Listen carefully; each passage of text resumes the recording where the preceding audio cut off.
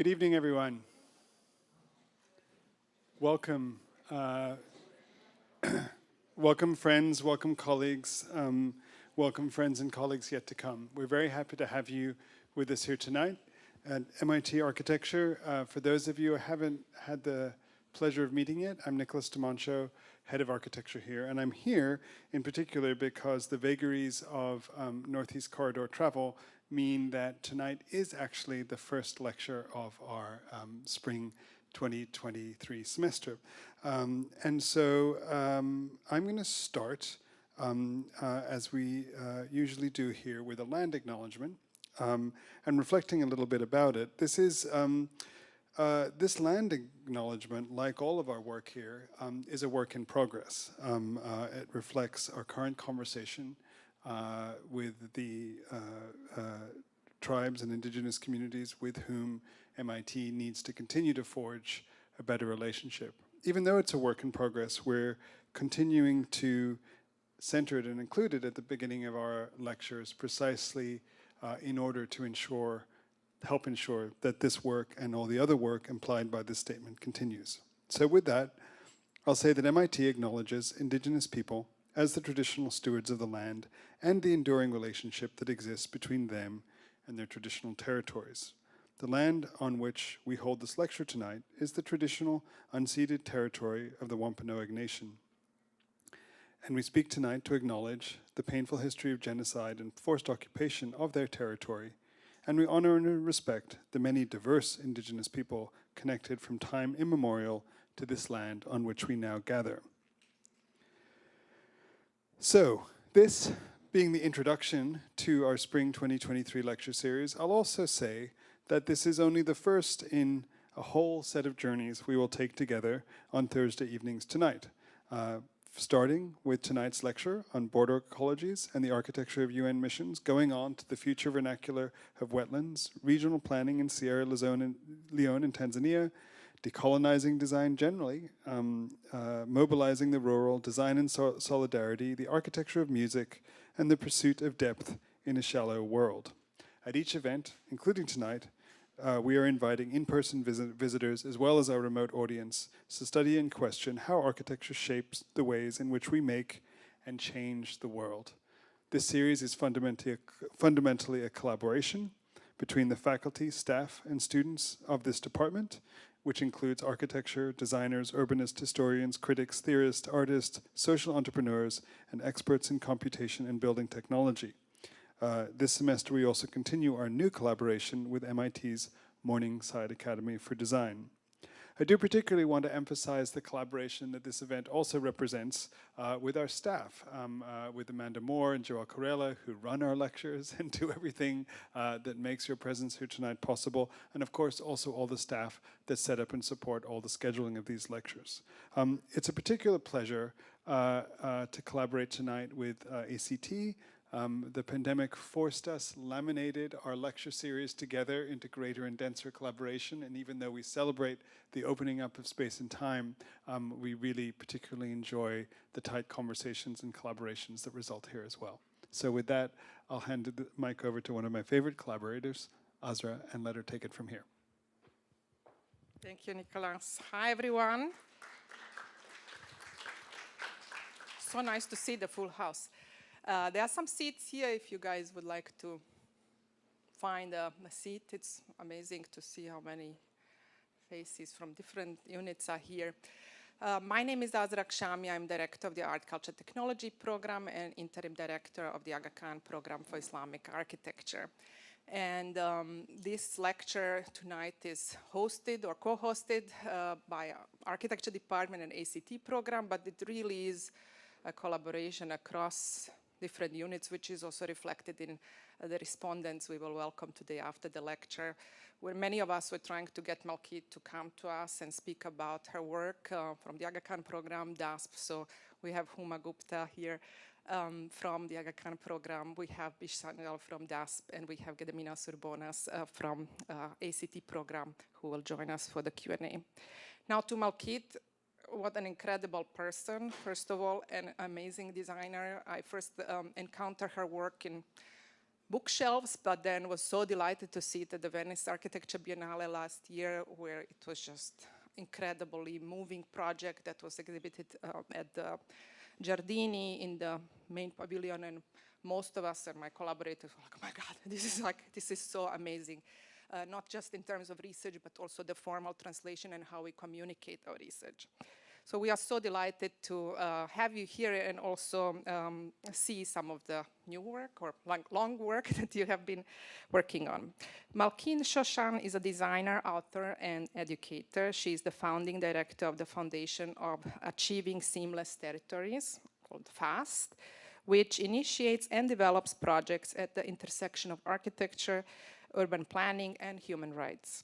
In her work, she uses spatial design tools to make visible systems of violence, systemic violence, engage with various publics to co-design alternatives that center social and environmental justice and advocate for systemic change.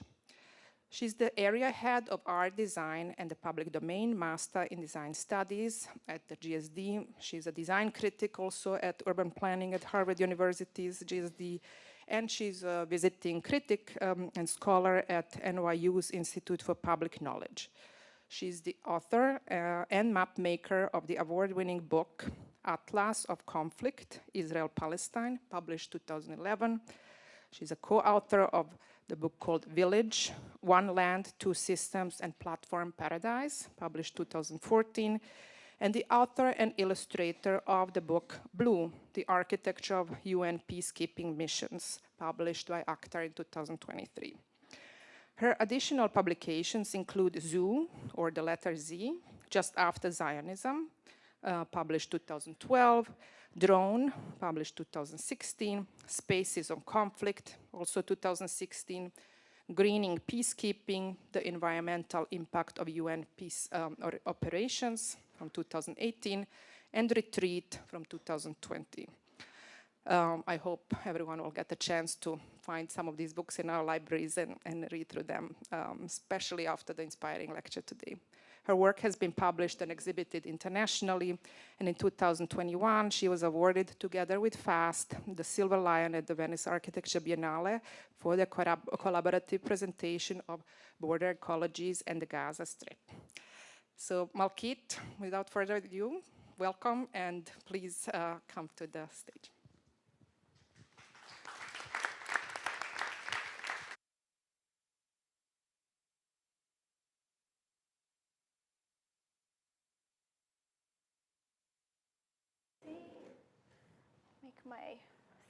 So I think I'm on, right? You hear me? Can you hear me? Okay. So thank you very much for this very generous invitation and introduction. I'm very excited to be here today.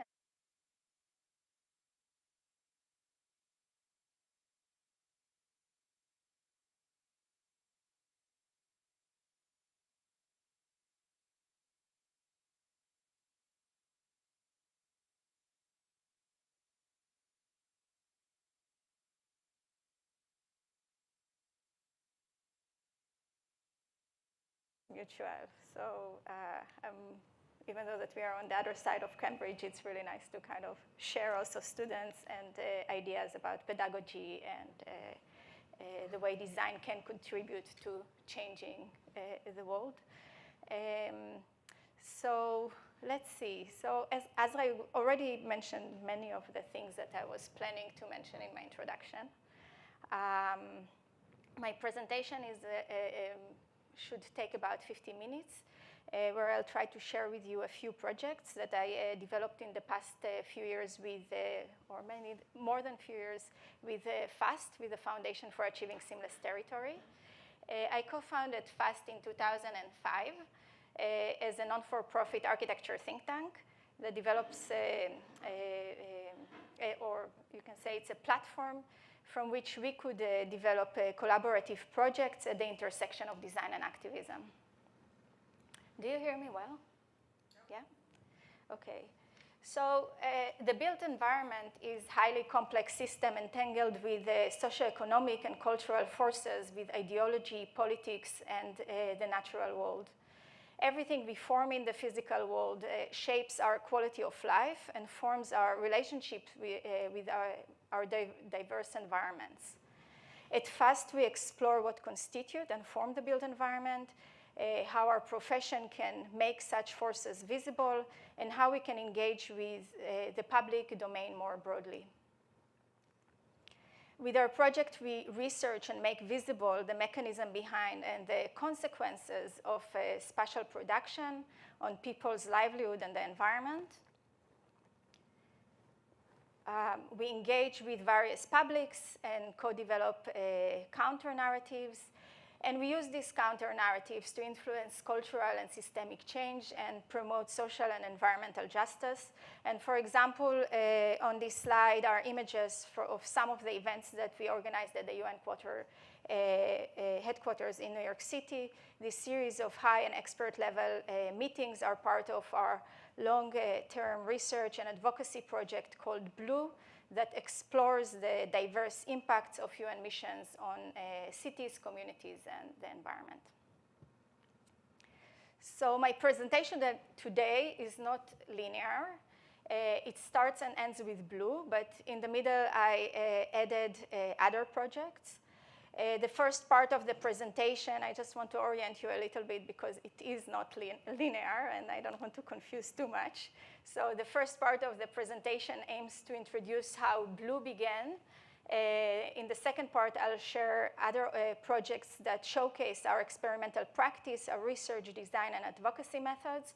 And the third part returns to BLUE and include observations from the field and some of the project outcomes. So we started BLUE in 2007 as an open-ended project, or as an open-ended exploration that coincided throughout with design experimentation rooted in activism. BLUE is an unsolicited project that emerged after a visit to Kosovo, where compounds, camps, logistic hubs, headquarters, checkpoints, and all sorts of physical installations were built swiftly under the auspice of the UN peace mission, reaching to a point where they began to dominate the local landscape. So this foreign material presence raised many questions that remained with us after the trip, such as how do these, and these are very straightforward questions, how do these missions impact the local population? Who designs them? For whom? Who pays for them? How are they being procured or maintained? Is the local population involved? If so, how?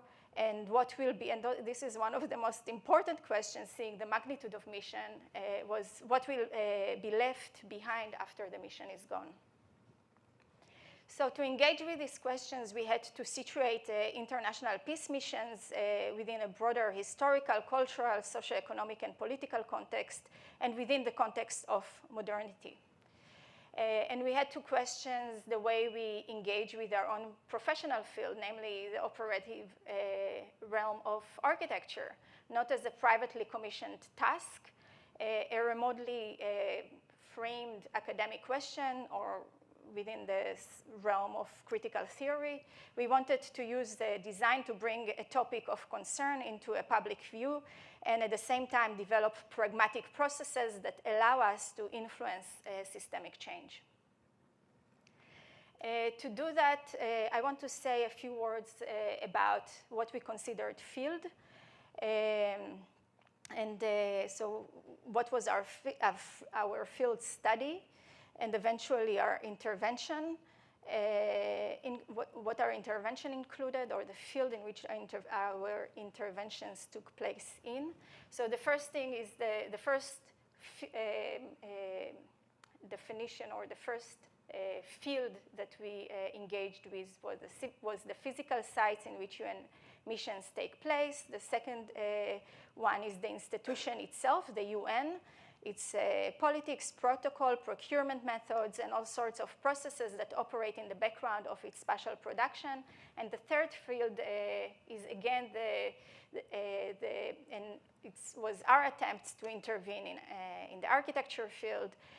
With BLUE and with our other projects, we explore how to broaden this field through the questions we ask, the context we explore, the way we appropriate architectural tools to research, respond, and interact with spaces and places that remain invisible to what is called the architecture canon.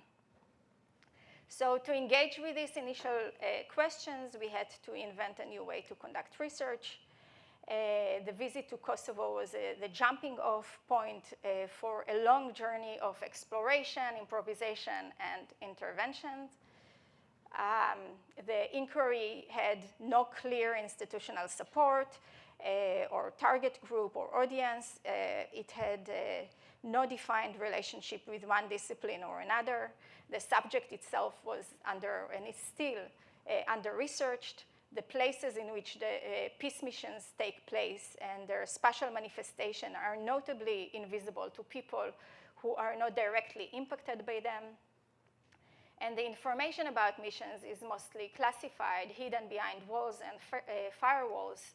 And sites of missions are hard to access as they are situated in some of the most impoverished and imperiled areas of the world that lack sufficient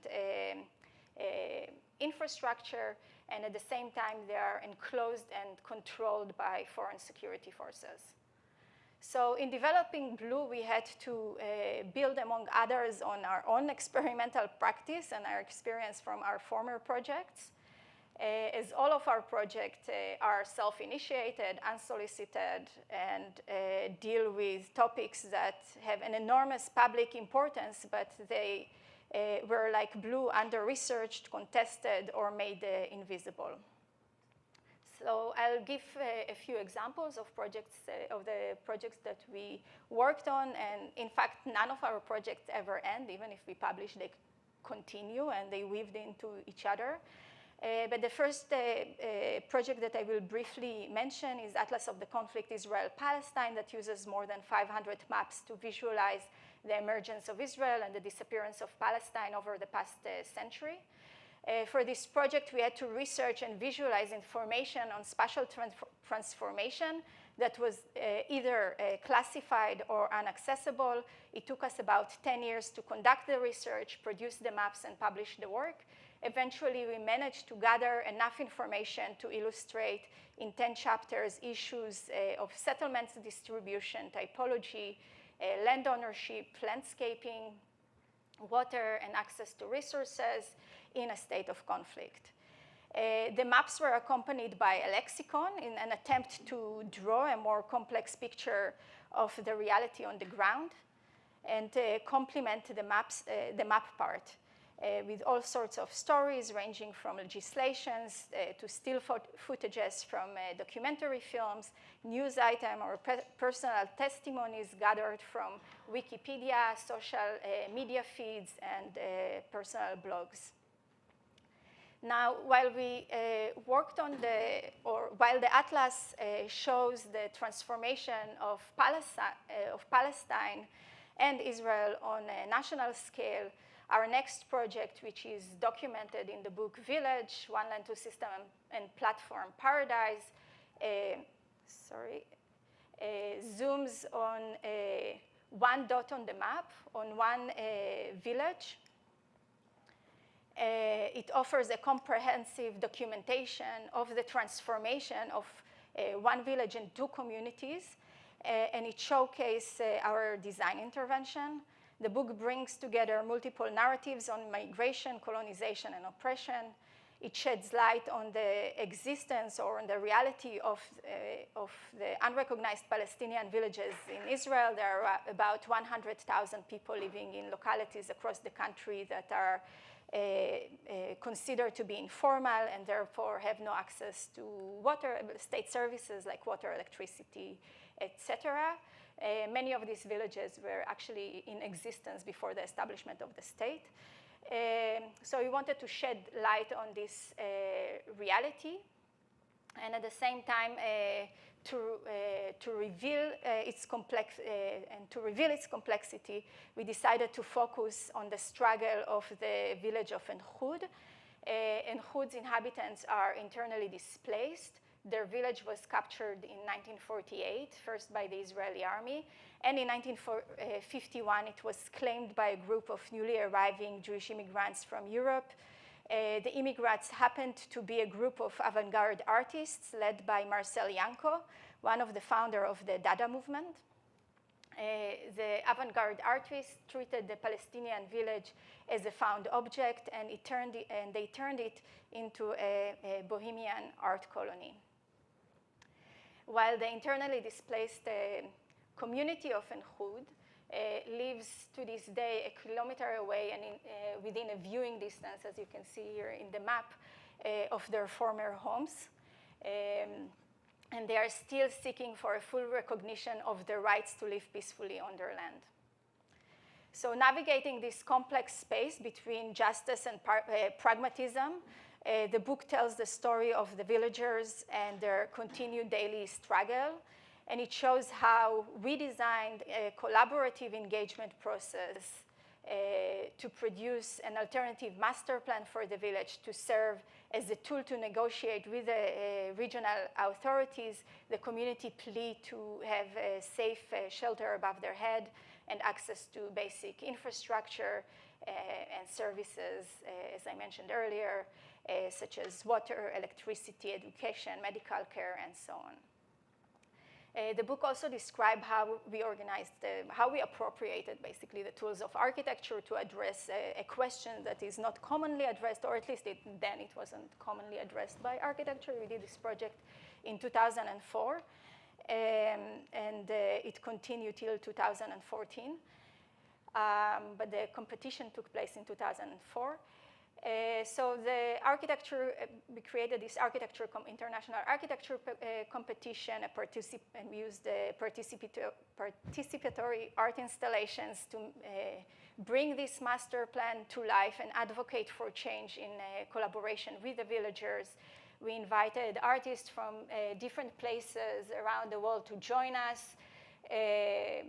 Not only because they are cool artists, but we really needed to use everything we could in order to raise awareness and advocate for change, and this has really helped us kind of capture the media attention. So those are some of the artworks that we hosted, or art projects that we hosted in the village. We were joined by Deborah Solomon and Yona Friedman, One Architecture and Multiplicity. Dan Graham joined us, and Beren Strick. And we designed a small space to host the public events that we organized in the village. And I'll stop here. The next project that I'd like to briefly mention is Zur, the letter Z just after Zionism. So after the atlas got published, and it was reviewed and received quite a lot of media attention, I was invited to exhibit the book in an architecture gallery in the Netherlands. And I agreed to do it as long as I don't hang maps on the walls.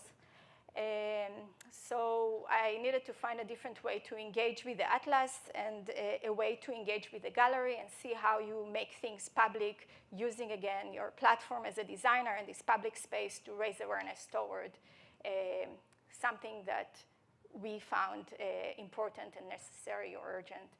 So Zoo started the last page of the Atlas of the Conflict, which includes two terms, Zoo and Zionism. And that was it's a coincidence that the two terms ended up in this order, and only two terms under the letter Z. So while Zoo describes the struggle of a small private urban zoo in Gaza City to survive, and it shows how Gazan zookeepers drew black stripe on white donkeys and caged them as if they were zebras after having lost many of their exotic animals due to the ongoing wars and the lack of access to medicine and veterinarian know-how. The other term, Zionism, stands for the national ideology that called for the establishment of a Jewish homeland in Palestine. So we took these two terms as a departure point, or a space for intervention. The two terms, or inventions, the urban zoo and the nation state, can be both traced to the age of enlightenment and classification, And given this context, we decided to spend about a year working on the exhibition and researching Gaza from the perspective of classification going wrong. For those who don't know, everybody knows where Gaza is and what I'm talking about, so I don't need to explain much. It's a small occupied enclave of 320 or 365 square kilometers, and it is under siege since 2007. And it's occupied for a much longer time.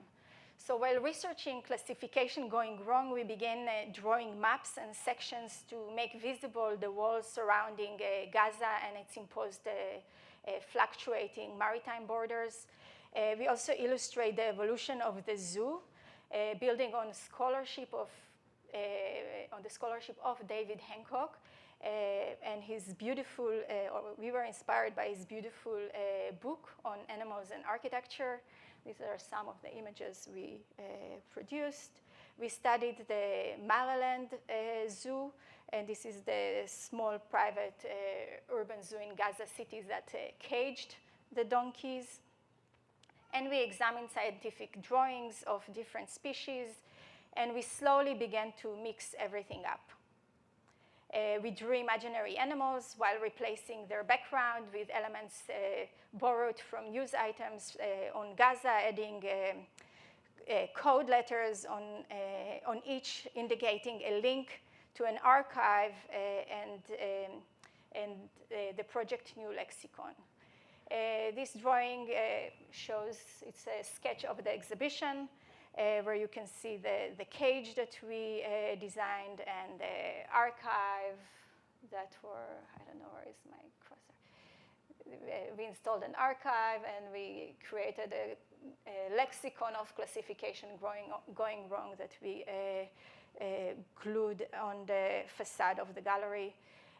We experimented with craft associated with the domestic space. We produced soft cages made of macrame. We collaborated with shepherd women from Zimbabwe who helped us embroider some of the imagined species. And we worked with the Dutch Textile Museum, which added some of the new embroideries to their archives. We turned the architecture gallery into a menagerie, and we completely engaged with the notion of the paradox. The animals in the exhibit included domesticated rats, pigeons, donkeys, and they were cared for by an activist from the Animal Liberation Front.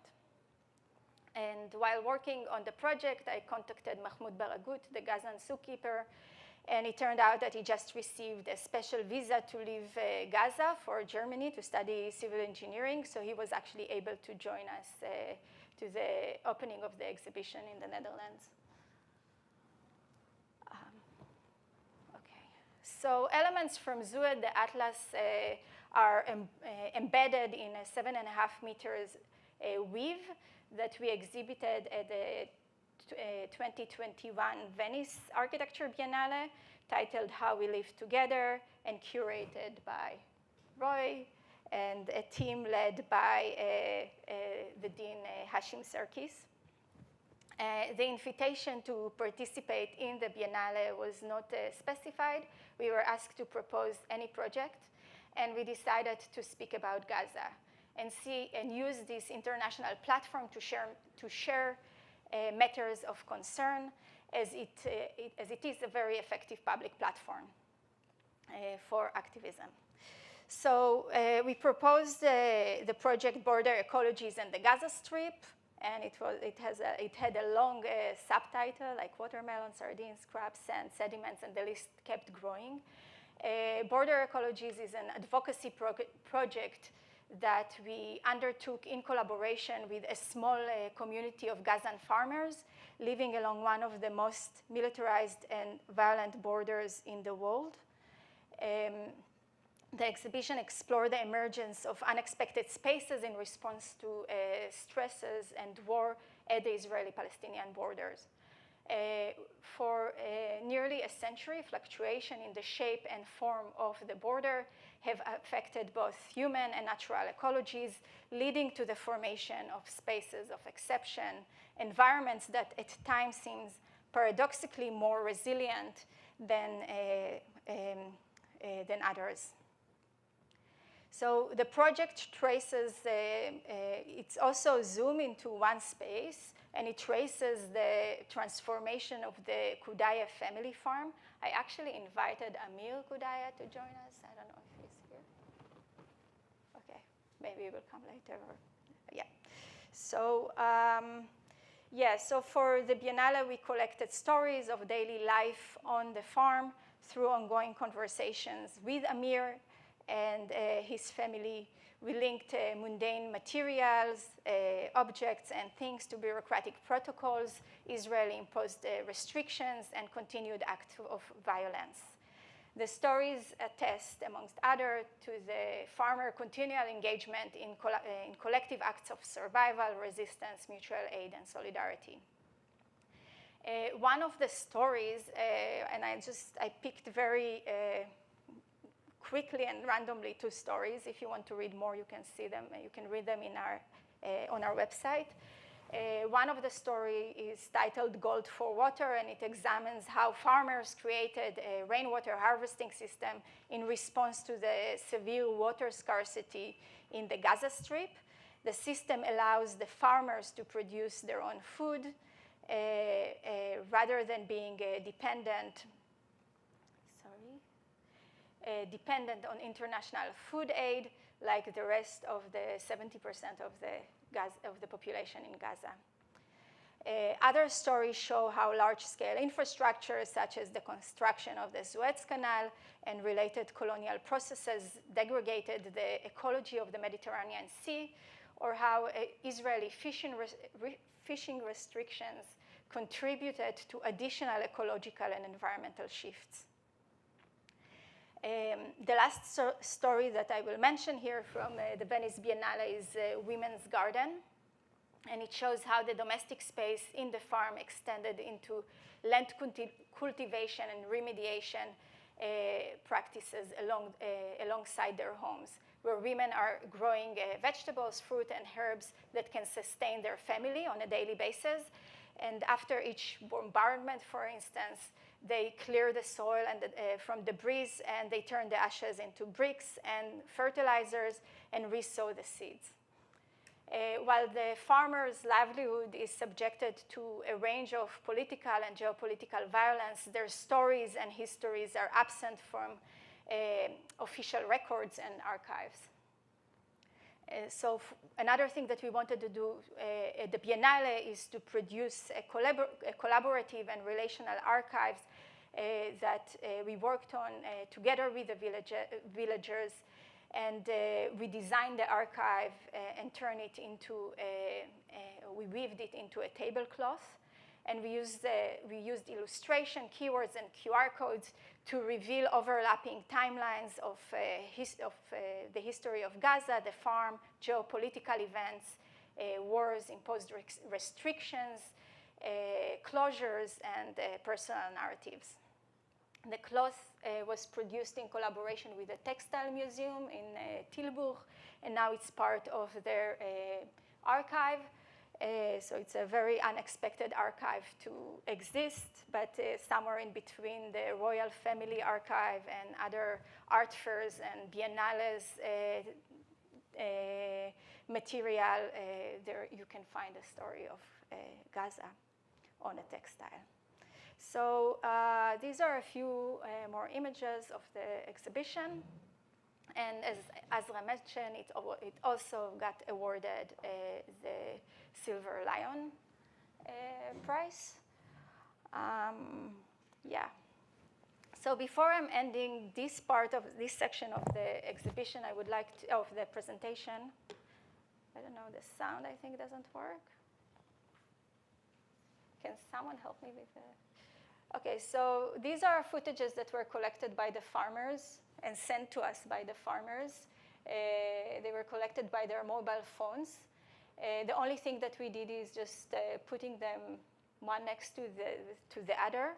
So this is a 2-minute compilation. We have much longer videos of this that shows the life on the farm, or give a glimpse to this daily struggle to sustain the farm and celebrate the, yeah, is it me or?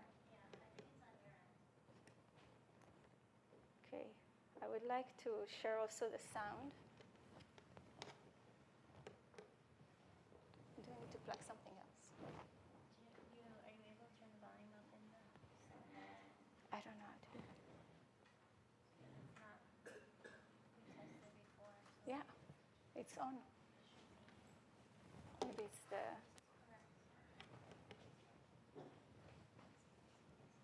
no. No. Okay, so if it doesn't work, it doesn't work. Okay. I have another project. Before I'm moving to blue, I would like to share one more project. Do you want to try it again, or shall we?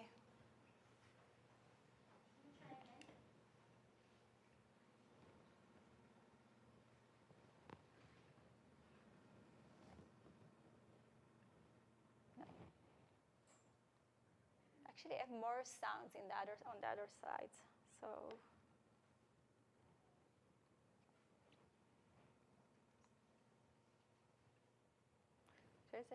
Should I try to take it in and out? Sorry. Yeah. I'm so sorry for. Hmm?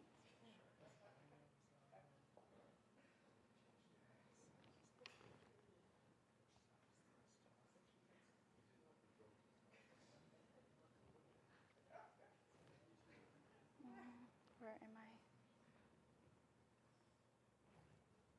Okay, now I lost the slide.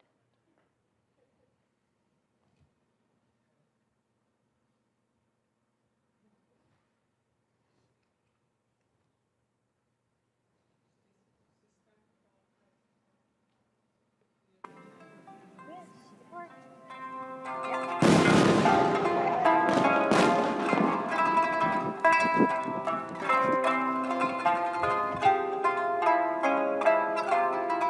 Also, the sounds was made by put on by the villagers and the farmers.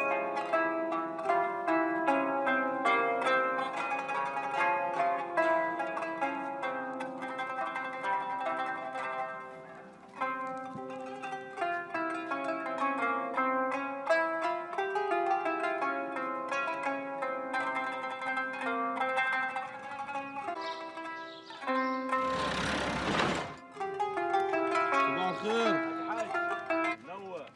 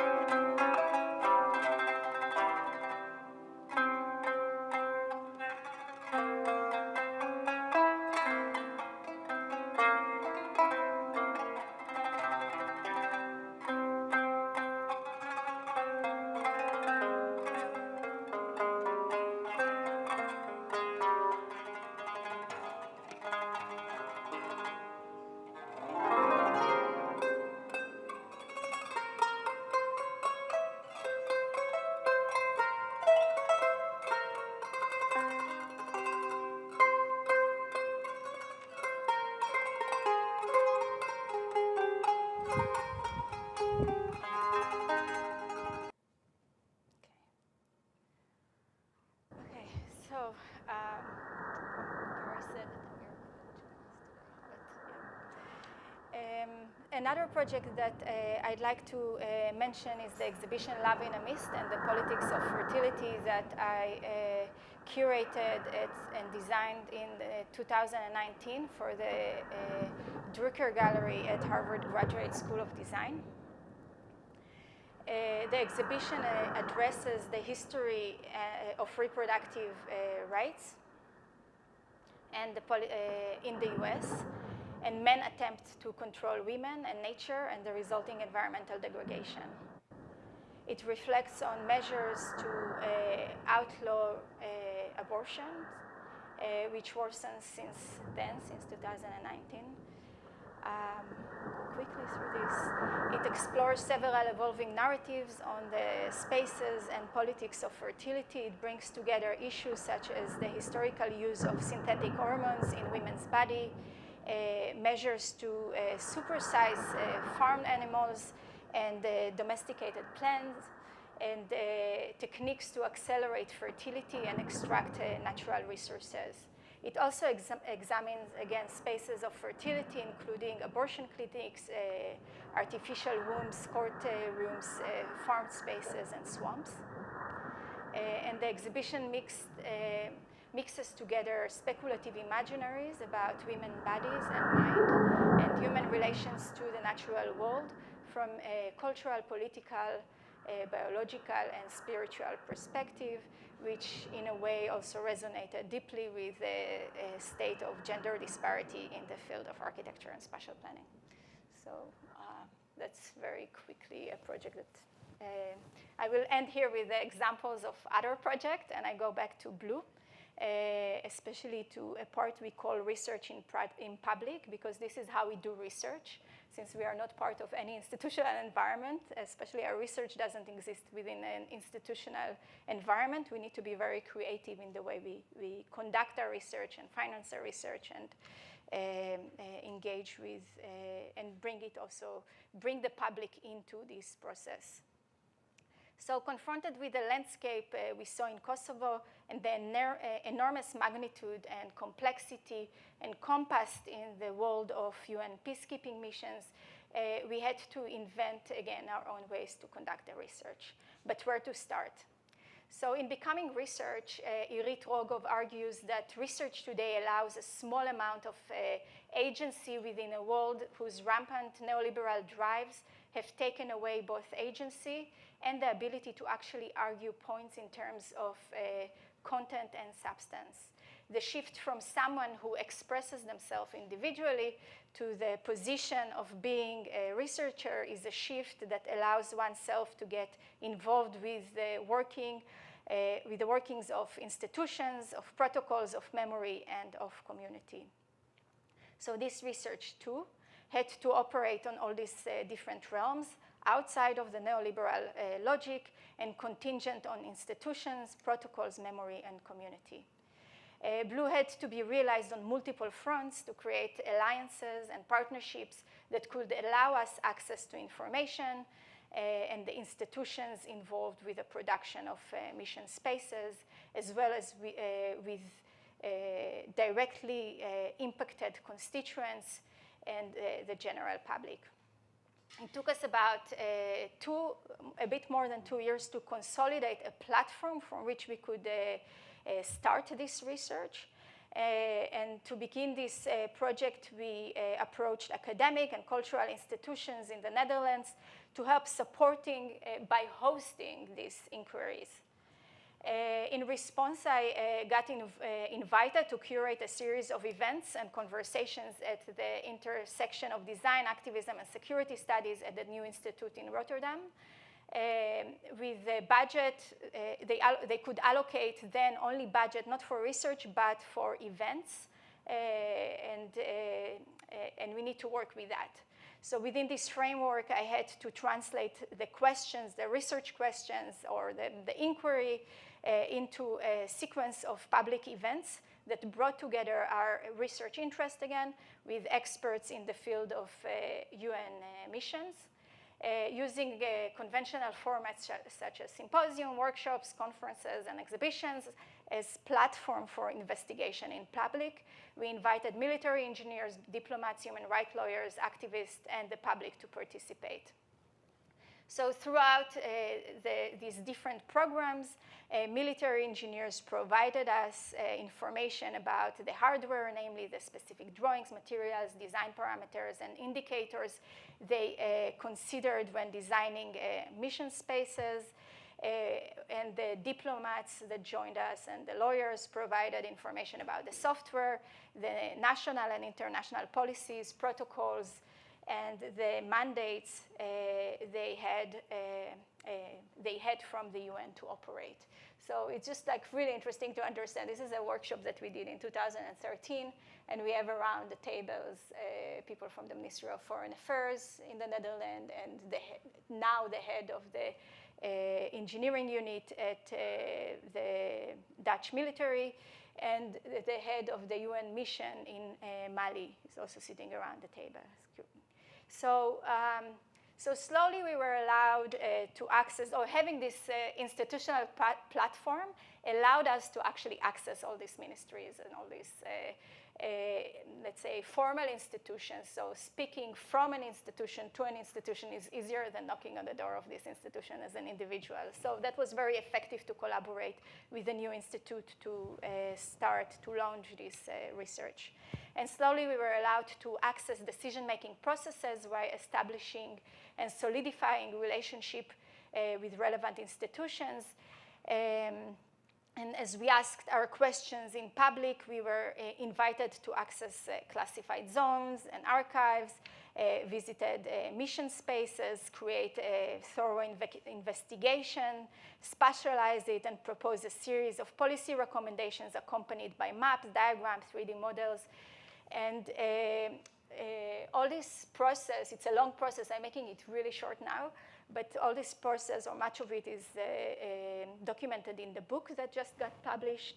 And the book includes 4 main sections. The first part offers a historical and spatial overview of the evolution of peacekeeping missions. The second part traces the beginning of a mission in Mali. The third part focuses on the end of mission in Liberia. The fourth part is titled Design for Legacy. It introduces a new process for mission transition that we developed in collaboration with international policy institutes, diplomats, human rights lawyers, anthropologists, military engineers, and designers. And it also presents a series of policy recommendations aimed at influencing change and move resources from international actors and global supply chains to local hands. We also included a matrix for policymakers that promote values of social and environmental justice, but detail also a process on how to get there in a long, midterm, and in a short, long, and midterm timescales. And different nation states and the UN and some of the UN agencies have endorsed this matrix, and they use it. In the remaining time, I'd like to move from, let's say, the output into the field research and share some information or the experience that we had traveling into these spaces. And I will end with another set of output or measurable results of this work. So I don't know how much you know about the UN. I decided to just put one slide to offer a brief introduction. The UN was founded in 1945 after the World Wars with the idea behind of preventing future wars. It's a charter based on an agreement between nation states to maintain international peace and security, developing friendly relationships among nations, and promoting social progress, better living standards, and human rights. The Peacekeeping Department is situated under the UN Security Council, and the Security Council is exclusive, and its decisions are essentially made by 5 nations: the US, Russia, China, the UK, and France, and each holds a veto power.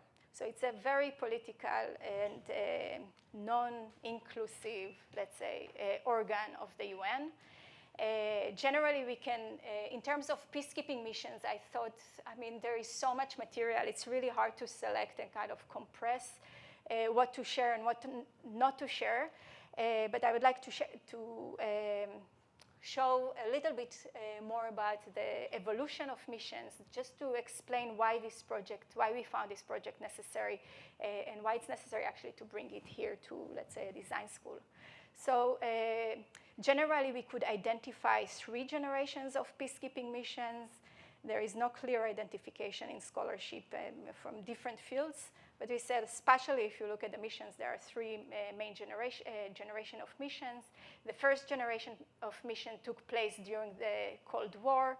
They were lightly armed and left modest physical and ecological imprints. Their tasks were limited primarily to monitoring ceasefires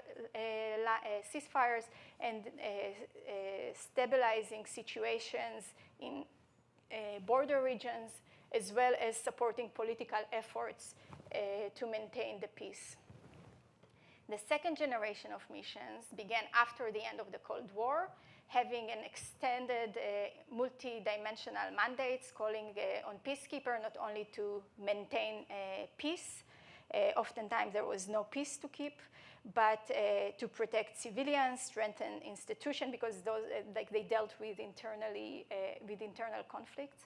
So, they were asked to protect civilians and strengthen institutions and local governance, monitor human rights, provide electoral assistance, support the reform of the national security sector, and contribute to the disarmament, demobilization, reintegration of former combatants, etc. So these missions were actually very similar to the European Recovery Program that linked the idea of democracy to the world of finance and the neoliberal free market economy. One scholar named Michael Kenkel called this transition or the expansion of the mandates of mission as advancing from the thin blue line from the border areas into painting a nation blue. So it was really a comprehensive process almost of civil engineering. So the third generation of mission took place after the launch of the War on Terror and the rise in sectarian violence, and especially after the 2003 attack on the UN base in Iraq. Since then, UN bases became not only bigger, but they become much more fortified. Oftentimes, next to a UN base, you have a NATO base, and you have armies, etc. And these things happen in the middle of cities. So, so since then, basically what you could see in the middle of cities that have peacekeeping, that host or are subjected to UN peacekeeping missions, you see UN bases that are fortified, attenuated by walls, fences, watchtowers, and barbed wires. As of 2016 in Africa, for instance, issues of armed conflicts, the climate crisis, and migration converge, and peacekeeping missions in these spaces, in this context, unfold on a large scale within and alongside 170 cities, covering over 1 million square kilometers, comprising more than 270 UN constructed bases, which includes super camps, an outpost, and about 310 medical clinics. The size of UN camps and super camps can be sometimes larger than the towns that host them. In many of these places, the only sites that are lit at night and have constant access to water, electricity, and food are UN bases. In these bases, nearly everything is important, from the material used to build the bases, to the air conditioning units that cool them, to the food that sustain those who live in them. So you can see in this graph the growth of missions budgets and number of personnel over time. This expansion clearly can be clearly read in the mission's spatial and environmental footprint. In the past decade, UN missions were responsible for over half of the UN total greenhouse gas emission, which equal the annual emission of the city of London. This spatial growth increases the disparity between UN bases and their surroundings. Bases often absorb within them the local logistic hubs and transportation infrastructure, such as airport and seaport, and they prioritize the movement of UN personnel and vehicles, leaving remote areas like here, this is Gao in northern Mali, leaving them completely detached from their network and from other cities. So UN presence obstruct the mobility of pedestrian, cars, and public transportation.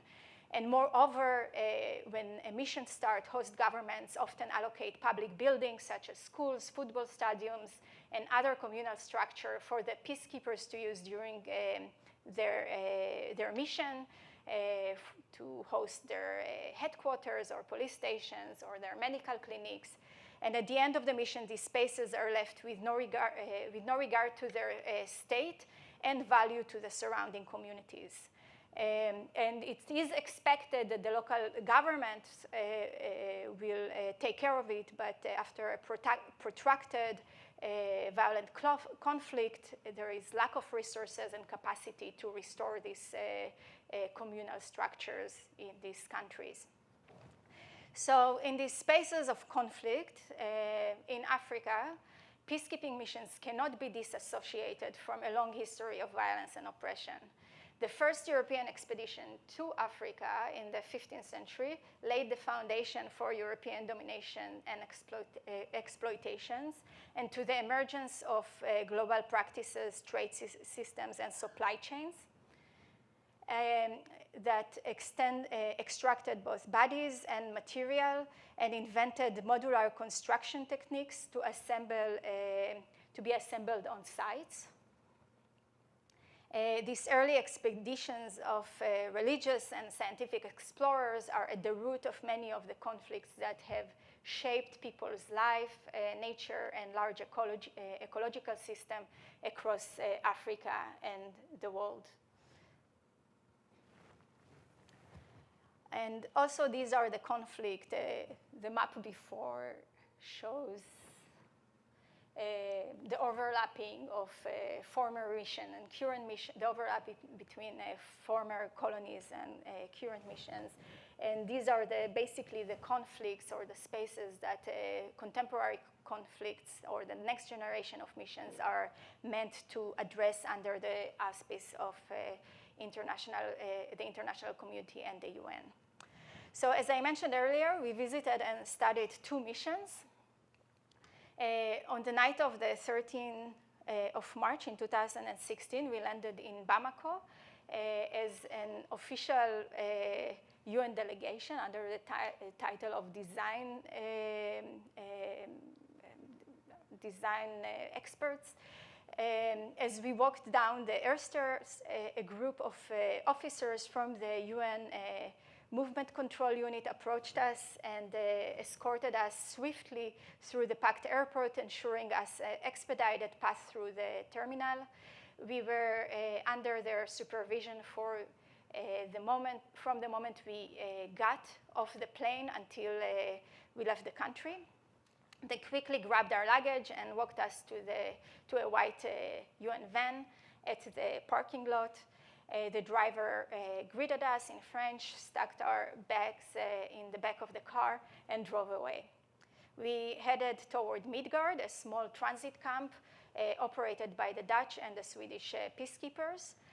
Although Bamako is rapidly growing and is the home of 2.5 million inhabitants, at night the city is surprisingly dark and was almost invisible at the time of our arrival. Along the road, our car had to zigzag its way through checkpoints, roadblocks, and a sequence of UN bases that formed a secure corridor for international movement. When we arrived to the transit camp, the head of the camp welcomed us, gave us a security briefing, our schedule for the next morning, And he pointed out our tents, the showers, and lavatory. The tent sat on a hard concrete platform. Inside, there were lights on, and air conditioning units were almost like magic, were attached high up on the tent fabric, as if it was a wall. Beds were ordered in rows, and next to each there was a small locker with sealed plastic water bottles. The tent felt surprisingly solid. In the book, Africa Nomadic Architecture, Space, Place, and Gender, the anthropologist Labelle Prussine refers to the tent as architecture despite its temporary nature. According to her, to understand the architecture of the tent, we must examine the relationship between the nature of the desert and of desert life, and the transportation technology. She distinguishes the indigenous African tent from the missionary tent, while the first is considered home, space of social reproduction and family life. The second, in her view, is a political or religious institutional symbol that can be traced back to the Roman Empire or the Roman military, the Crusaders, the explorer of the Age of Reason, and the missionaries of modernity. Following Prussine's logic, the UN tent should be considered too as a political institutional symbol. And I skip this. Prussine offered another differentiation between the indigenous and the institutional tent, where women were the sole architects and of the nomadic built environment. They chose the site of the camp, they designed it, they constructed and decorated its tents. So this is the nomadic one, and then the institutional tent was designed by men, mostly, as well. It's not just the tent, but also the military bases as well. These discrepancies are also visible in the form, tactility, and production processes of each of the tents. In the base, there were two kinds of tents. Those for people in transit who use the camp as a stopover from Europe to a remote area like us, and a more spacious and equipped version of tent for peacekeepers stationed at the base. I don't know, how am I doing in terms of time? I have more time to go? Not too much. Okay, there are more stories that I can share about the bases themselves, but if I don't have more time, then I just show you images and I'll move into the final outcome.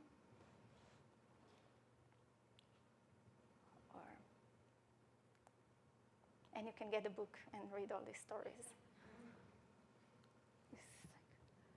This is really interesting to see. So we visited Mali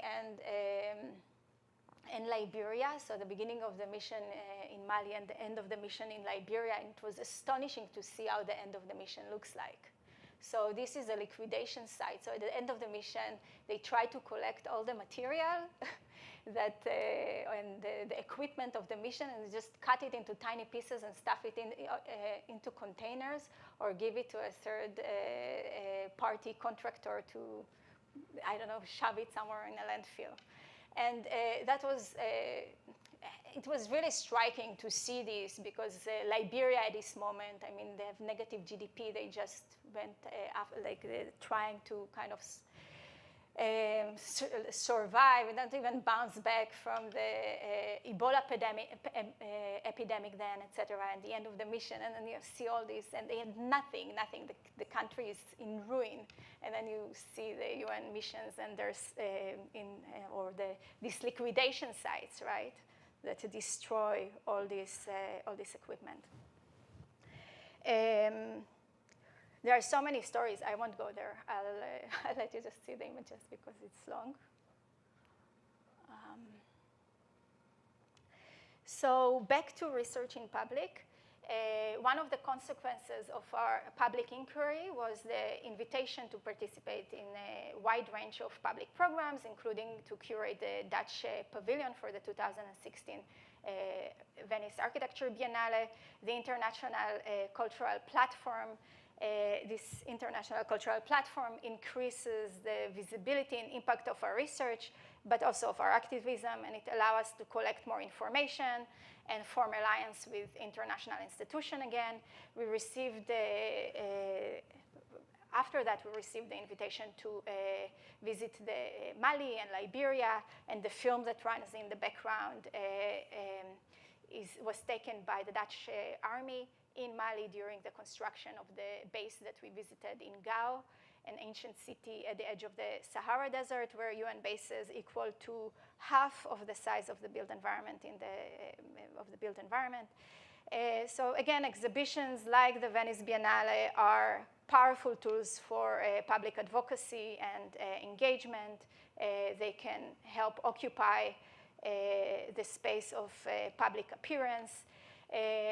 We invited the Dutch Chief of Defense to attend and actually open the show.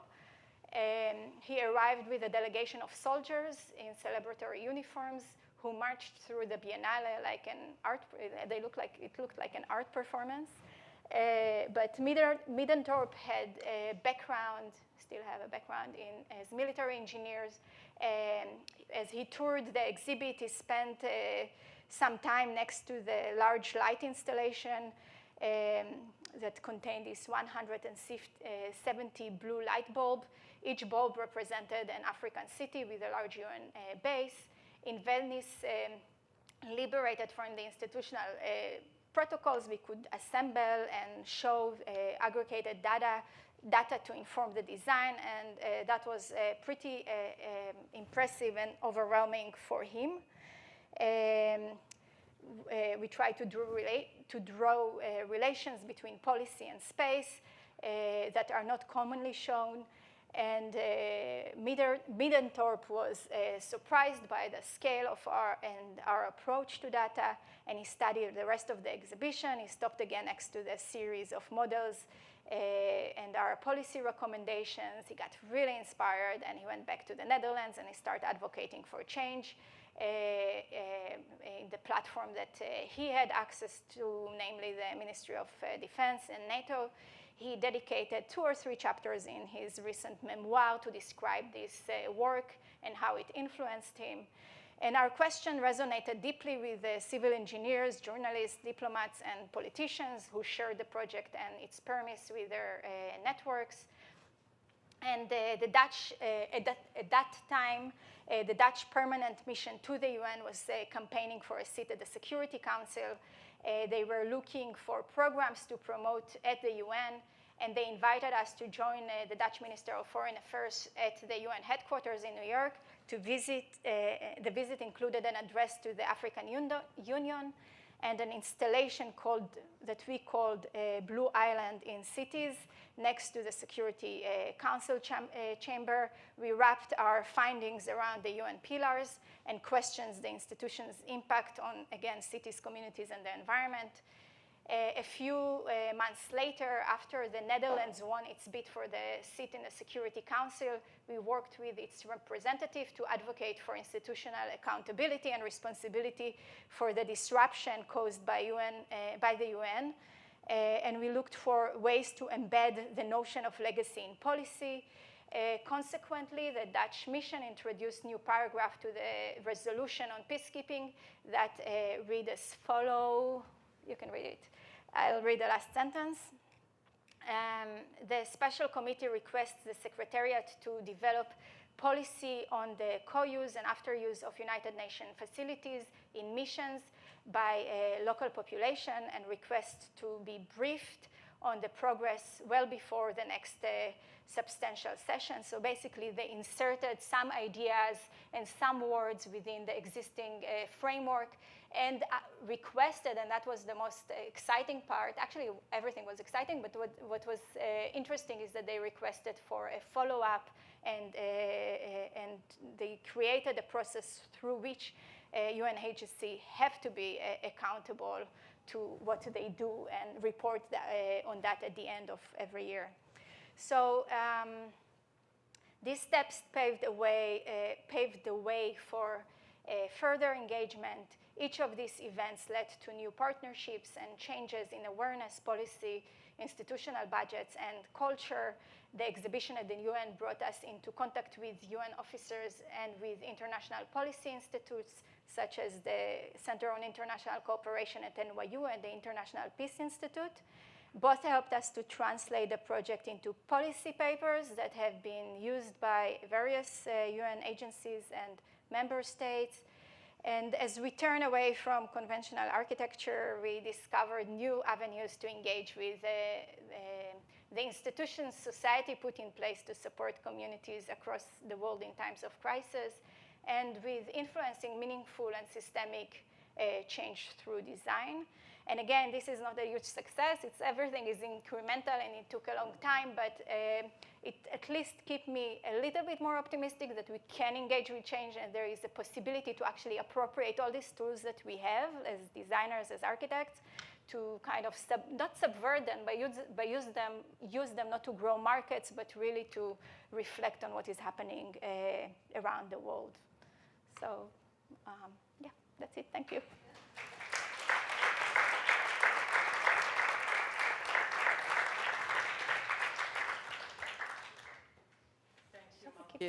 What an amazing work you have shown us.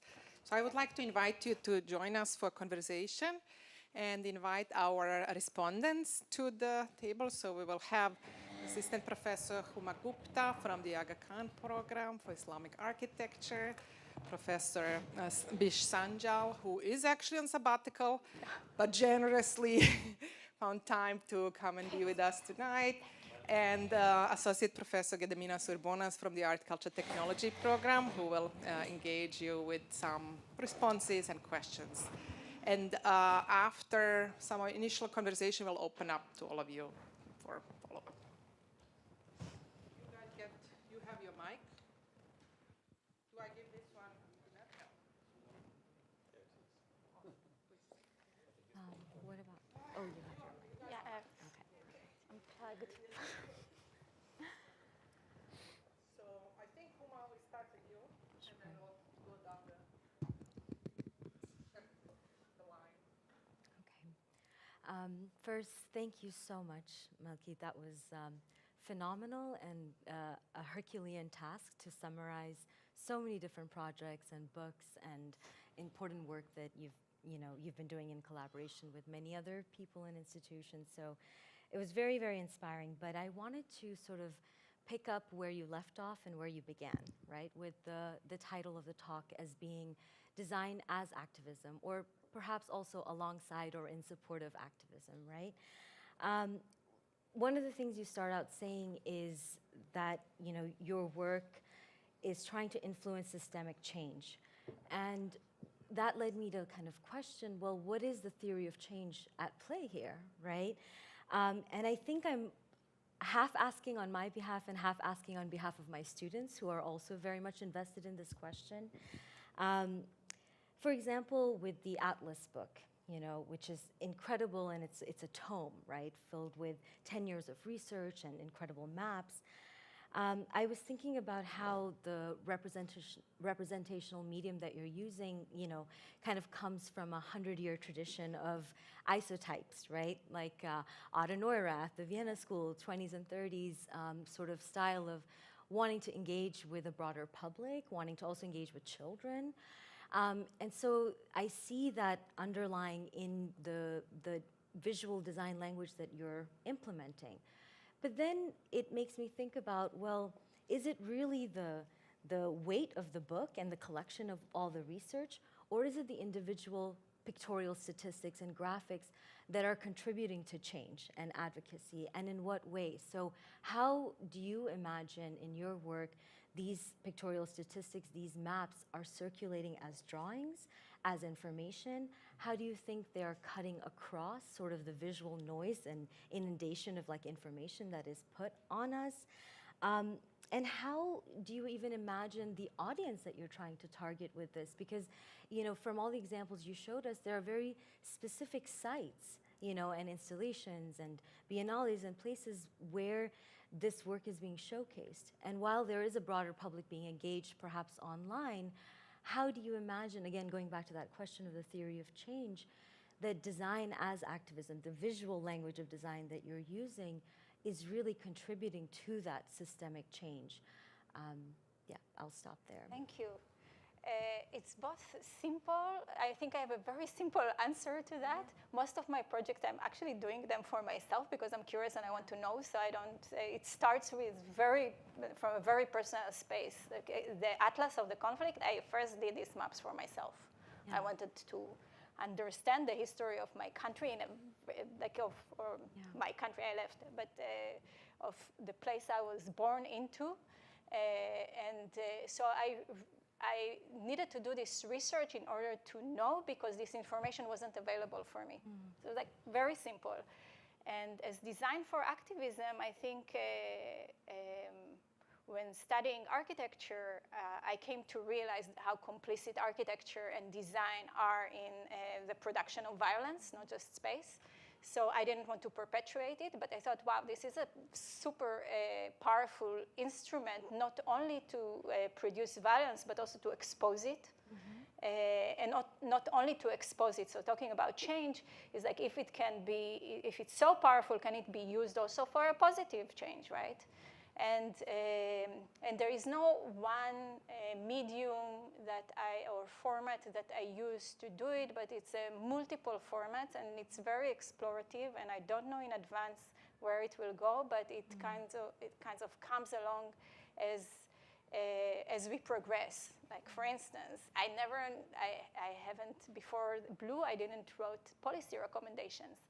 But for the project, in order to speak with institutions, you need to speak the language of institutions. So you learn, or you bring someone into the process that allows you to translate some ideas into the format that is needed in order to share the story. The atlas, I mean, the map on a national scale was the priority, to show the transition over time. So it was like actually two things that I've done in the atlas, and I intentionally. One is to show the transition on the same scale of all these different aspects: the settlements, the borders, the access to resources, the destruction, construction, etc. Everything always on the same scale.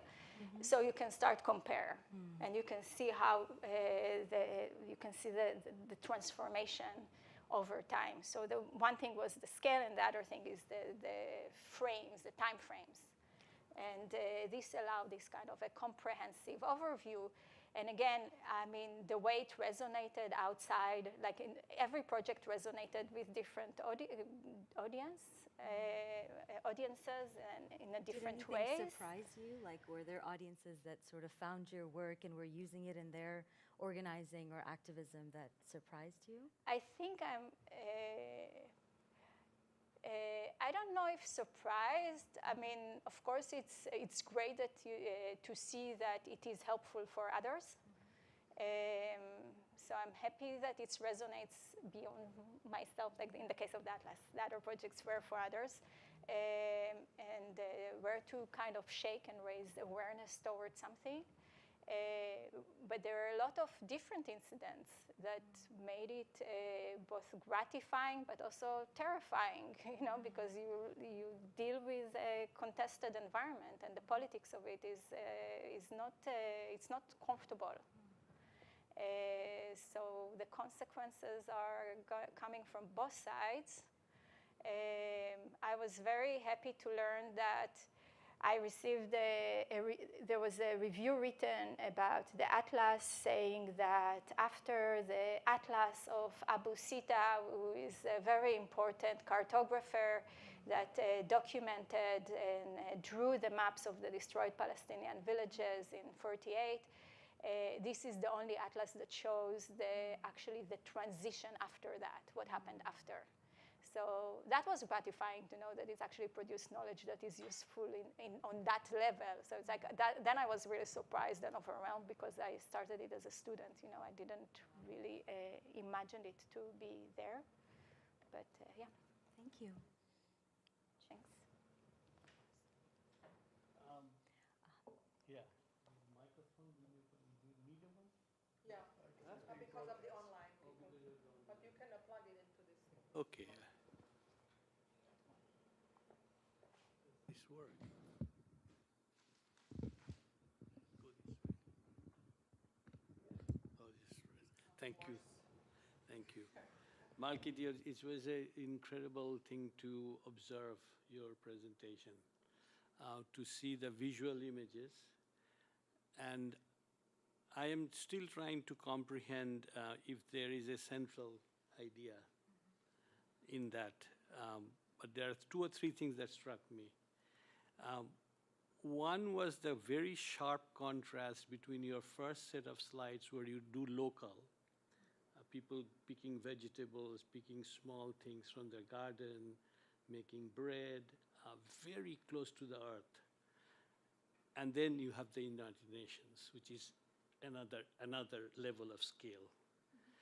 And so in terms of sympathy, your intellectual sympathy, I was trying to see whether you are more into the local frame and you are sort of saying local is where the action is, that's where life is, and local it has to be protected at the end. You end by saying, look, the United Nations, even when they leave, they have to make this kind of structures more acceptable to the people.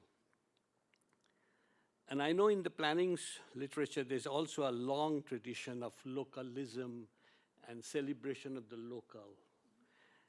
And yet, the violence is local. The people in the ground level are fighting. They're fighting what we call communities, but they're fighting at the local level. And that's why you need the UN, because the local is so difficult to manage at one point. So I wanted to ask you, from your research over this and this beautifully portrayed research, where is your sympathy and why? Intellectual sympathy, whether it's at the local, or is it at the international to transform the international, or was it the connection between the international and the local? That's my first question. Yeah. I think, thank you for the question, and thank you for being here. I really appreciate you taking the time to join and reflect on this work. Well, I think you cannot detach the local from the system that produce it. My heart is with the local, but I know in order to make change, you have to also intervene in the higher level, in the systemic level. And I think the UN project, of course, like the entrance to it is by being introduced to the local consequences of a UN mission.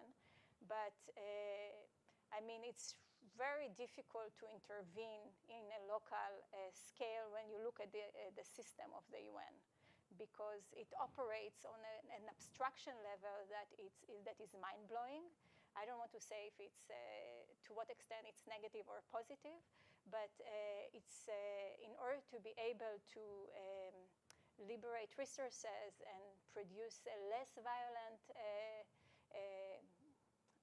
less violent, it's not a good way to say it, but in order to influence change, you have to intervene in all you need to understand the local. In the case of the UN, you need to understand a little bit of the local, but you need to intervene in the scale of the system, and it required a different kind of skills. So I don't know, like, what else? What I like about our profession is that it operates on all these scales, and it allows you to understand the relationality between the local and the global, the local and the system that produce it, etc. And what I also like about activism, that if you bring activism into this kind of framework, then it's really exciting to kind of play with tactics and strategies and trying to see all these different fronts in which where you can kind of push toward change.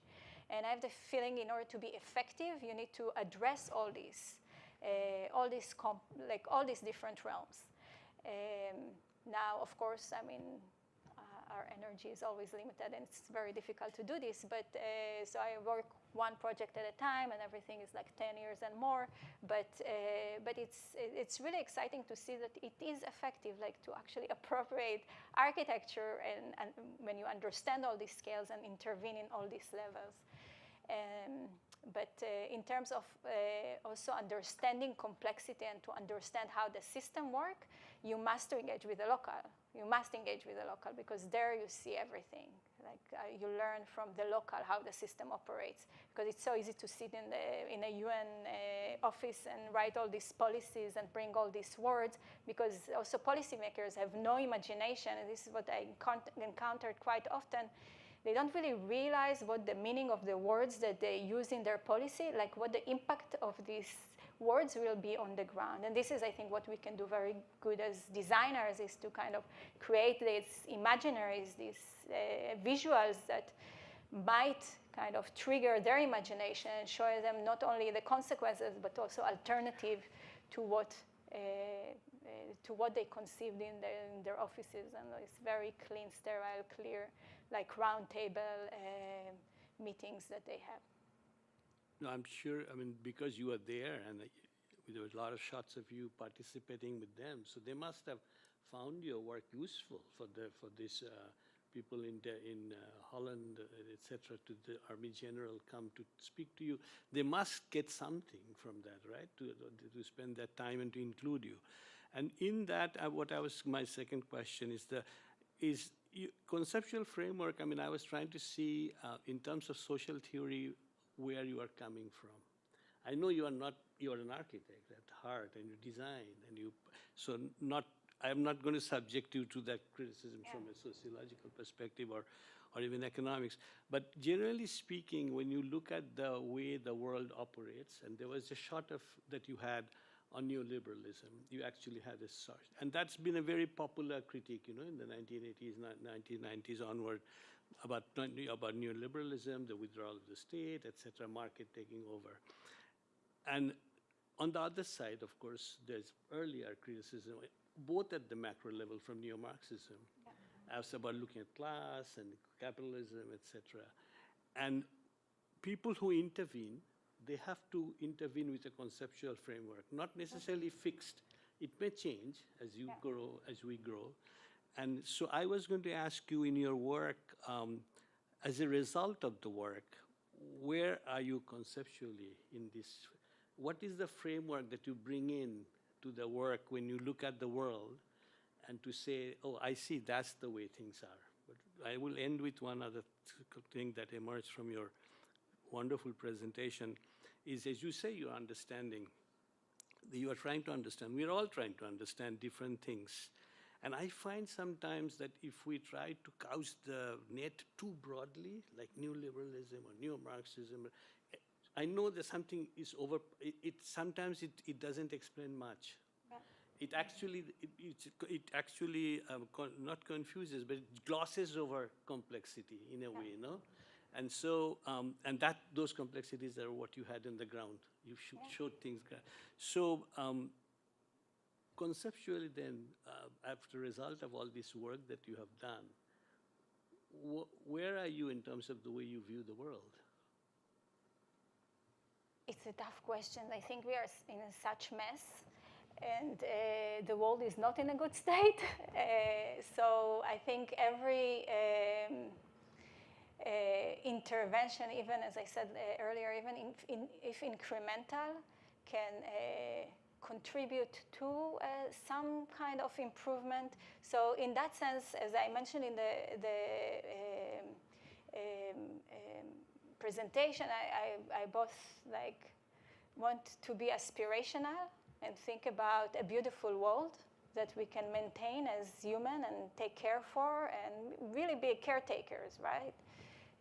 Of this place that we don't own and that we need to share together, right? With so many different, like we speak about human, non-human, maybe Gediminas will probably enter to that topic, but later. But so you have the aspiration, but at the same time, the world is complex, and you also have to be pragmatic. So it's a constant you constantly have to navigate this space between pragmatism and idealism. Yeah, there are a lot of big words. I always try to move away from these big words, or at least see what they mean, right? Like, for instance, talking about neoliberalism in the context of the UN, what you could very clearly see within the context of within the realm of the built environment and the impact of UN missions on its surroundings is that, for instance, after the financial crisis in 2008, the UN couldn't advance too much of the budget for the production of space, so they start delegating it to the private sector. And that means that they made a deal with the devil, let's say, and from that moment on, they entered into a process of an infinite growth, because they became, they didn't only delegate it to the sector, they became dependent on the private sector. And the consequences of it was, like, very simply, for instance, the term super camp didn't exist before the crisis. The super camp came with the private sector, with the collaboration with global supply chains. And it's not just the base, it's also the size of the landfill, you know, like the pollution and the waste that the UN produced. And this came on also, like, all this waste is something that, at the end of the day, who deals with it are these very poor communities that have very little resources, with negative GDP, that need to rebound themselves from, I don't know, from centuries of colonization, extraction, and a very complex, of course, and violent relationship with the West. So, so all these big words has a very specific and real, let's say, footprint on the ground, and it impacts the livelihood of people. And for me, what I do is, well, I try to use, like, ethically my knowledge of architecture and just use it to make these spaces, these processes and this system and these forces visible as much as I can. I mean, it's like I'm not, I think I can do it even better. And at the same time see, okay, so if this goes wrong, what alternatives to that can be, because I don't want to be fully cynical and I don't want to sink into a critical theory and kind of close myself to the possibility of change.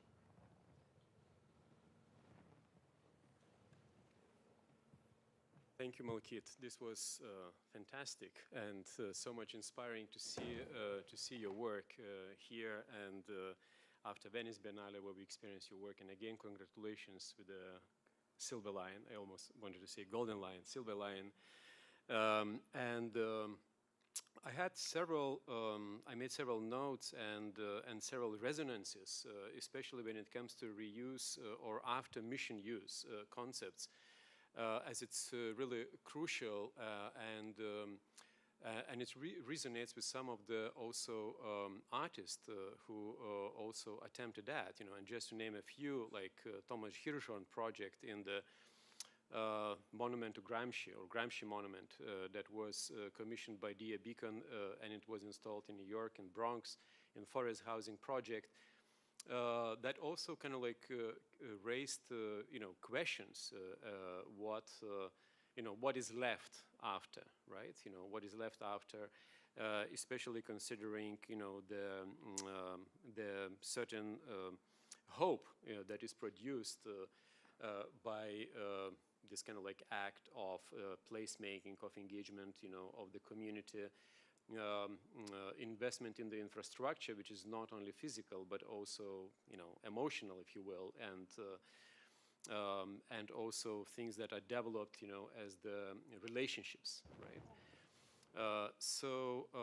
And again, thinking of Venice, of Re-Biennale Venice, the movement that was founded by the local architects back in 2008, that are really putting into question all the materials that are brought to Venice to install the biennial, which is perpetuating, as we know, is like, you know, changing the art and architecture almost back to back, and both both exhibitions as enterprises, are bringing a lot of materials, right? So it is always the question, what is, well, not only metaphorically, but even like physically speaking, that all this material make Venice sink, in many respects, even, arguably, like perhaps it even competitive to the tourism industries, right, that make Venice sink.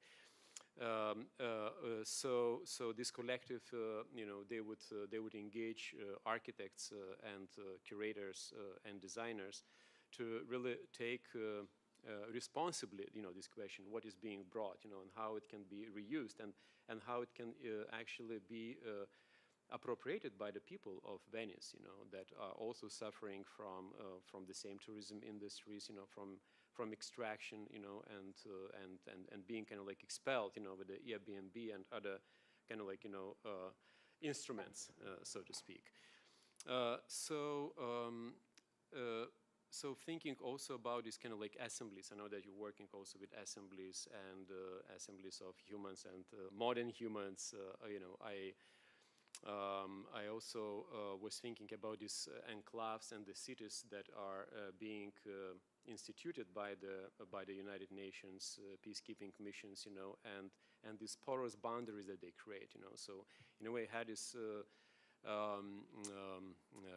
kind of, even like vision for the model between relationship between the island and the swamp, almost like, then the cities being islands, and then the swamps around, and producing the swampification kind of like process, constantly, by not really making these, boundaries kind of like porous, right? So inevitably the swamps are, disobeying, and they're leaking their boundaries, and so which leads kind of like, to another notion of spatialization in politics, right? That politics are always produced by the spatial relations, which really comes apparent in your work. So I have made many notes, perhaps, but I wanted to get to the research question, what you also brought up, referring to here to Irit Rogov's work and what is also described as a turn in research. Turn is in research that sort of like shifts and moves from of working with inherent knowledges towards working from conditions, and where the conditions are actually understood and daily impacted by precarity, by scarcity, by sustainability, security, financializations, and they are really becoming necessary impact subjects and methodologies, and also audiences of research. So your work is dealing with a situation that is not stable, but is constantly in flux. Where you cannot have sort of like preconditioned and pre-existing sort of like stable instrumentarium, but you need to constantly negotiate and in a way invent this, and that's where perhaps, and this is what I wanted to ask you, about the role of aesthetics and also role of experimentation, because you in several occasions you allude to experimentation, importance of experimentation. So I'm really very curious, how would you, and if you could sort of like expand on the role of experimentation and experimental practice, and perhaps even experimental aesthetics. Yeah. So, wow, I have so many things to say in response to the notes from, like, for instance, Hirschhorn. I think this is important, how to also be responsible for the consequences of your, intervention, right? I remember when we worked in Hood, I showed some of the slides. We used participatory art processes to work with the community, and it was a miserable failure.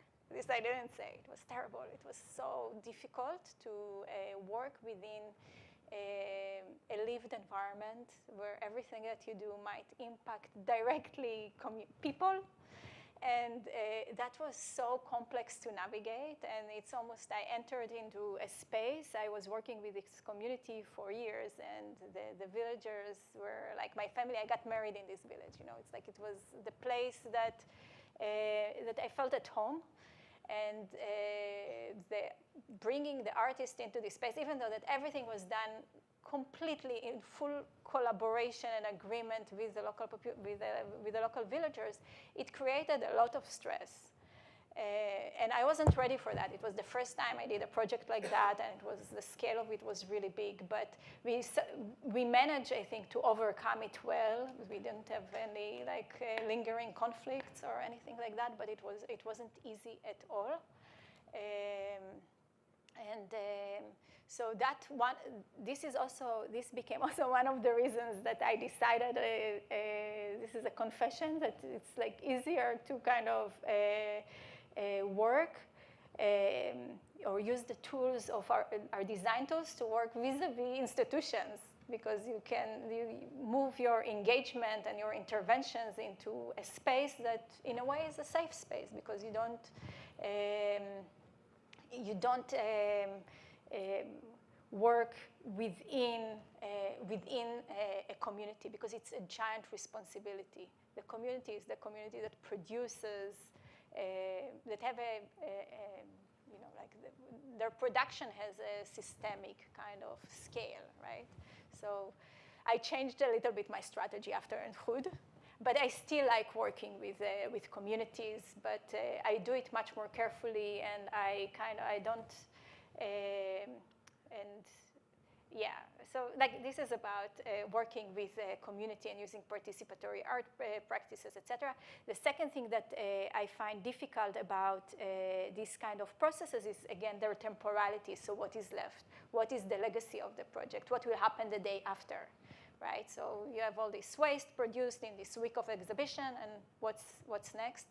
So what I try to do with most of our exhibitions is to use very little materials and try to create as much impact as we can. So for instance, the last Biennale, it was a tablecloth that you can put in a suitcase, and a couple of projections and some very small prints on the walls. That's it. We didn't build anything large, or we had a table that could be recycled. So we use the material wood that can be recycled. But so I think this is very important questions, like the legacy of whatever you do, whether it's an exhibition or a publication or a master plan or build a camp in Mali or anywhere else in the world.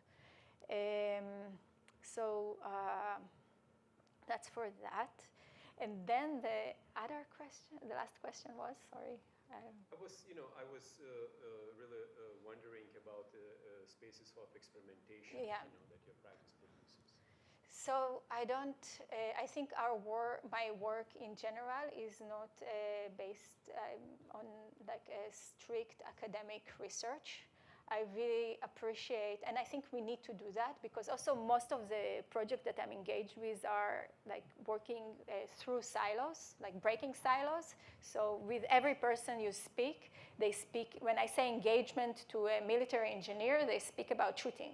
So you need to really kind of constantly move through different worlds. So you have to be creative and experimental, and it's really, you realize how important this mindset is if we want to make change, right? Because you need to speak simultaneously all these different languages. So yes, there is a level of experimentation with everything.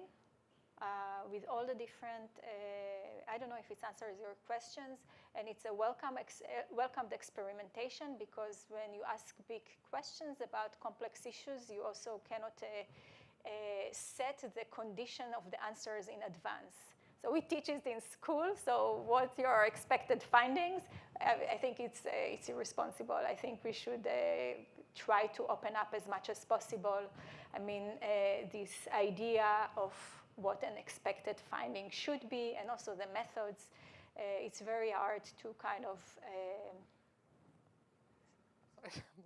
in advance kind of predict what, where to go. And I think we should keep, especially today, in the world today and what the world needs today, I feel like we all need to be extremely flexible in our responses, in the way we engage with responsible and sensitive and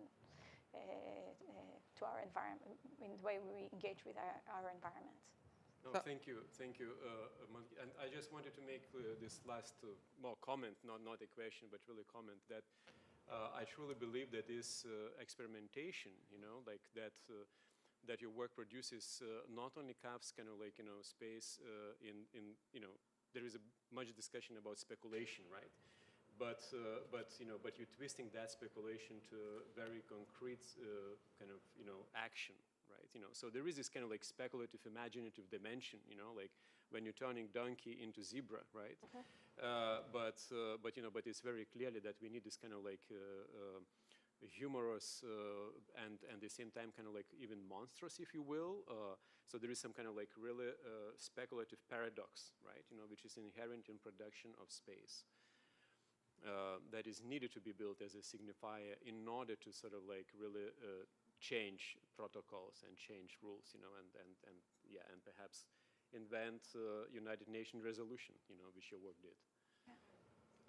Thank you all for your really thoughtful and inspiring questions. And to give Malkit the final word, we are very short on time at this point, and Avi is going to cut us off. So we're going to take one question from the audience, and then we can continue informally, and over food and some nice drinks. Any questions? Yes. Thank you. Thank you, Malkit. Thank you, everyone, for tonight. We're usually trained, I feel, to look at work with critical eyes, but the main thing I could think of looking at your work was how much poorer we would be without it and without being able to have access to these different worlds and to this information. So thank you. I guess design activist is maybe the right language, I'm not sure, but you're able to deploy architectural skills and knowledge and tools towards activism in ways in which few people in the architecture world are able to. But that's an issue that's on very many people's mind. You're also just one individual with limited interest and bandwidth and possibilities. What do you see as room or opportunities there for other people who are trying to pursue their own sort of passions within that world and also, what can we do differently in architectural education in order to make room for such possibilities? It's such an important question, Oana. And I think you probably, as experimental as this presentation was with your practice, so thank you actually for inspiring me too. So, well, I would love it if everybody will engage with activism. Like, we should all become activists, because especially when you see, how co-opted the field of architecture is, and how it held hostage, and the imagination of the architects and the designers is held hostage by the market. Then I think like bringing other values into the design is critical, and we should all insist doing that. And I think all the students that I have at this moment, I think they all want to engage with activism. The problem is the market, right? So I think being now in an Ivy League university that have enormous budgets, I think if they share some of these budgets to ask the right questions and liberate resources to conduct research on, for instance, how to bring other values into our designs, there are these capacities. And of course, we are living in a neoliberal system, and it's all about budget cuts. I think we should resist that. I don't know how. I was never an administrator of a school. But I think it will be great to have more resources to experiment within the design profession with activism. And I think there are great, not all, but we have many great faculty who are able to do that. And work experimentally with students on seeing, how we can change the world. It's such important questions. And I think you can there are questions everywhere, right? There are issues everywhere. There are issues here in Cambridge. There are issues of gentrifications. There are issues of disparities, of the climate crisis.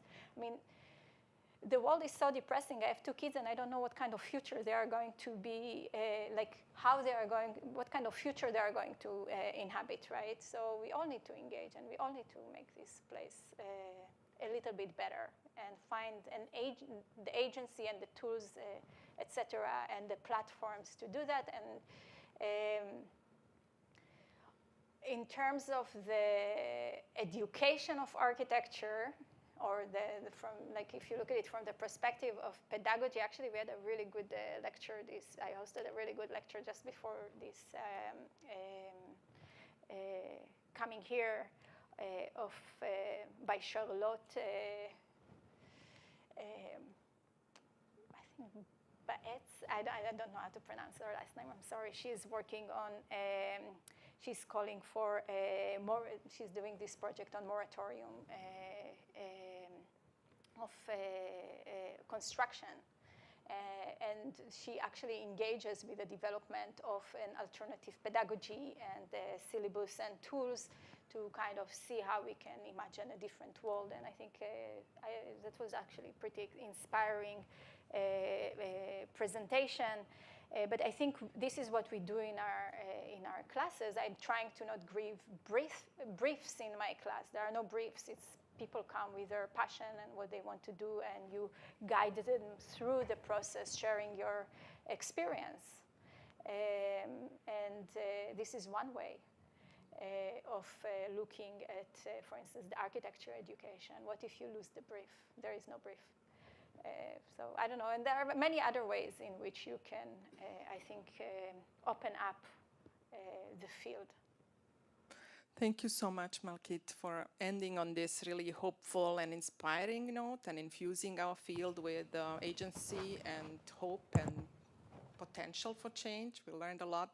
I will end the official part of the lecture, and we'll take one question more from Rania after. I just want to thank publicly all the staff members who made this event possible. Ozum Ites from ACT, Joel Sarella, I hope I'm pronouncing it properly, from Architecture Department, Amanda Moore of Communications in Architecture, and Deborah Chobi, our photographer from the Architecture Department. Thank you so much, guys, for making this possible.